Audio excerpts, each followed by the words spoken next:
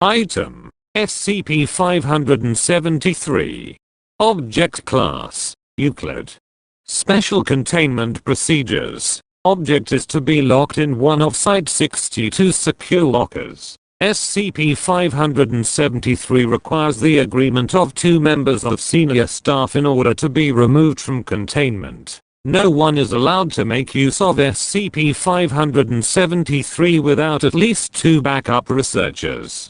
Testing of SCP-573 around children is hereby denied without O5 approval. Description: SCP-573 is a flute made from bone. DNA and carbon testing reveal the material to be human, female, and approximately 1,000 years old. The bone is a femur, and, from the size, comes from a child between the ages of 7 and 12.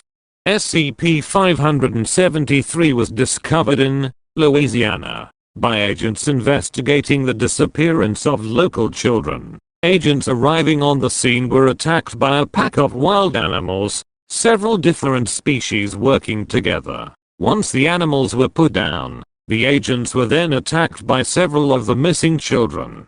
Being urged on by one Derald King, the then owner of SCP-573, agent shot Mr. King, ending his hold over the children and preventing a major incident.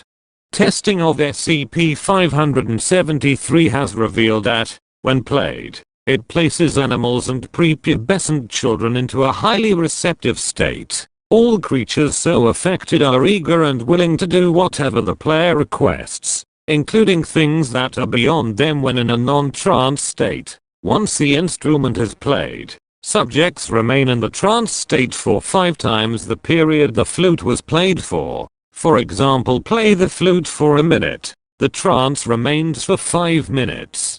Knowledge of how to play a flute is not needed to effectively use SCP-573. Anyone attempting to use SCP-573 will find themselves able to play the flute as if they had been playing for years, and can play any song they desire.